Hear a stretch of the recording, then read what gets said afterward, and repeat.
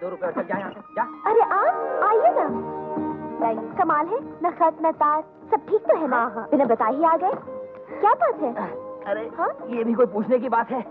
क्यों आ गए? कहो तो वापस लौट जाए। नहीं नहीं, ये बात नहीं, हमारा आना तुम्हें अच्छा नहीं लगा? अरे ये मैना कहाँ है? वो तो उड़ गई। उड़ गई? जया, तेरी तबीयत तो ठीक है ना? तू बहुत दुबली हो गई है। हाँ, दुबली लग रही है। नहीं तो मैं तो ठीक हूँ।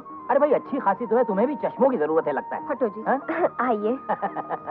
कितना बड़ा घर है। अरे भाई, हमारा दामाद भी तो बड़ा है।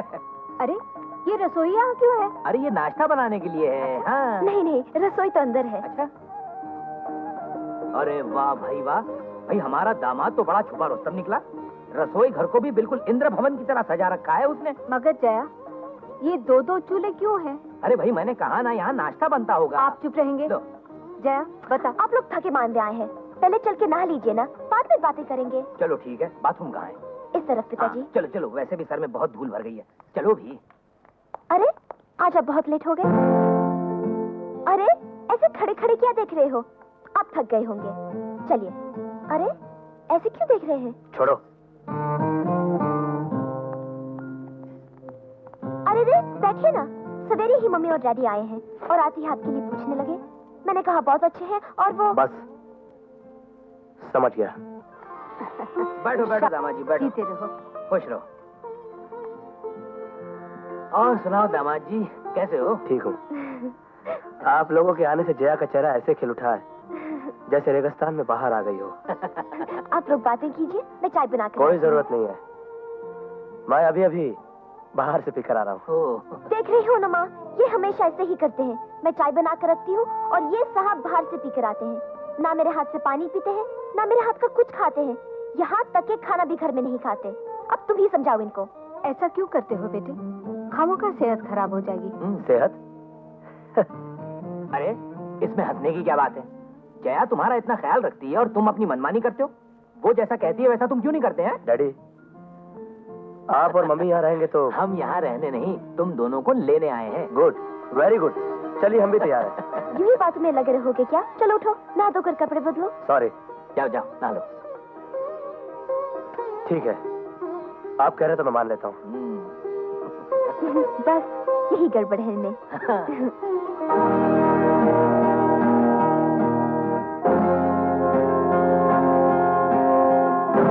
मैडम जरा मेरे जूते उतारिए।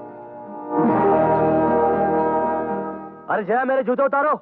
हाँ हाँ उतारती हूँ। आज शाम को अपनी वो काली वाली जरी की साड़ी पहनना।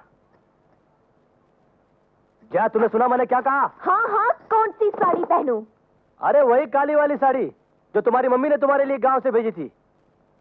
तुम उस साड़ी में बहुत खूबसूरत लगती हो जया। जानती हूँ।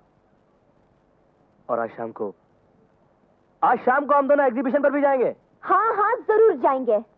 और उसके बाद रात को होटल अजंता में खाना भी खाएंगे। जैसी तुम्हारी मर्जी। और आज रात को हम दोनों एक दूसरे के साथ एक ही बिस्तर पर सोएंगे। ये गुरु भरा प्यारो ज्यादा मत जताओ।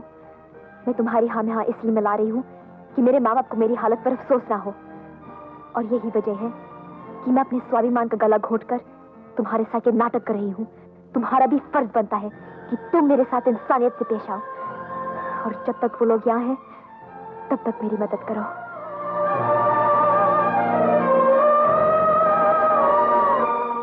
अरे जया बहन, ये रहा तुम्हारी दिल्ली वाली नौकरी का अपॉइंटमेंट लेटर।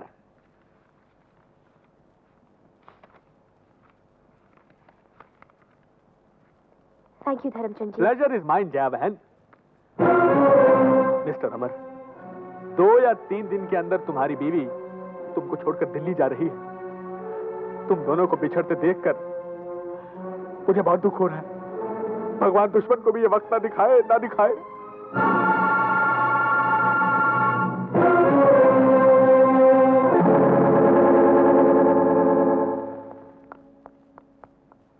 धर्मचंद जी देखिए, मुझे बहुत डर लग रहा है।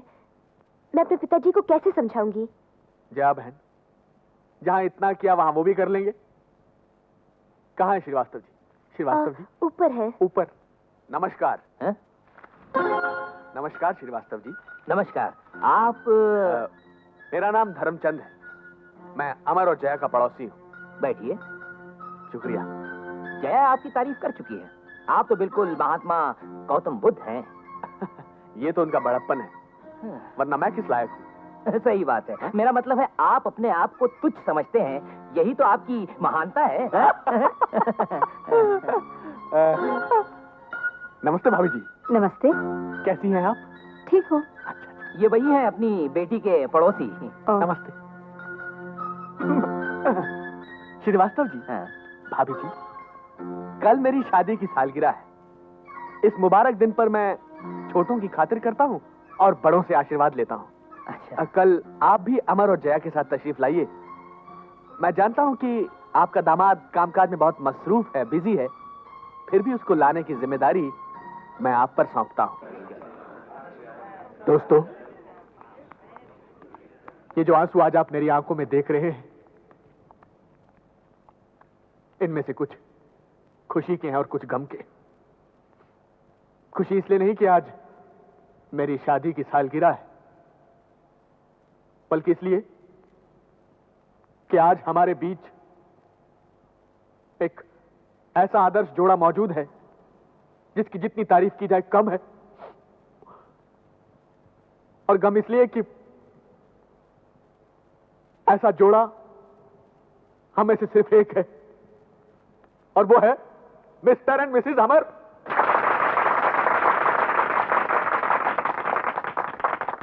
माँ, प्यार करके शादी तूने की और अब तुझे उस पर विश्वास नहीं, तो इसमें उसका क्या कसूर? तो तुम क्या समझती हो मैं गलत हूँ? कौन कहता है कि तुम गलत हो? लेकिन सही भी कौन कहेगा तुम्हें?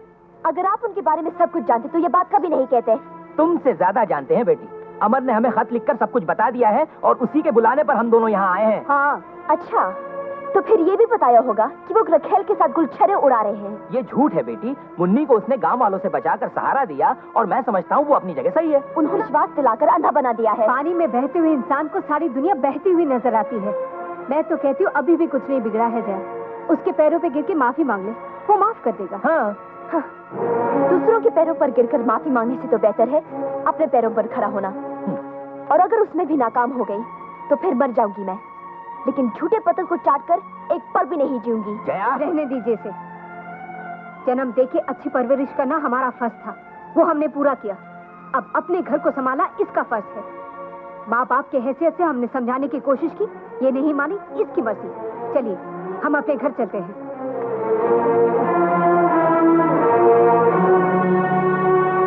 जया अफसर सबको छोड़कर जा रही है?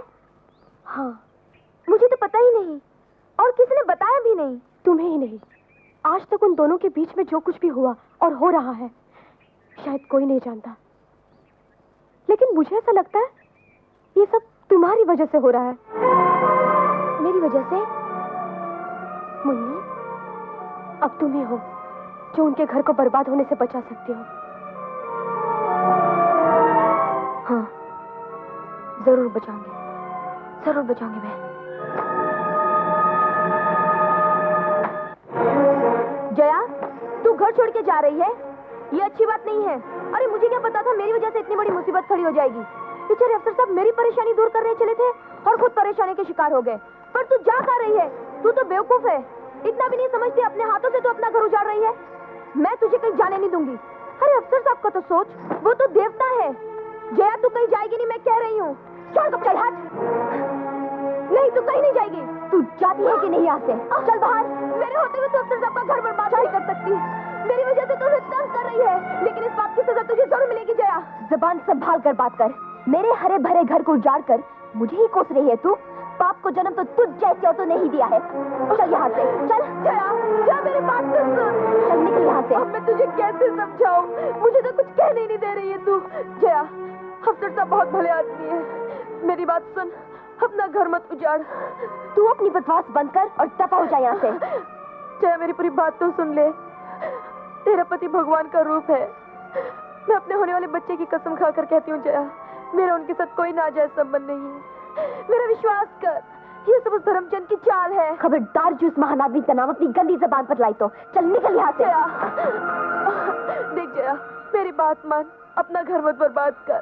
चल भाग यहाँ से।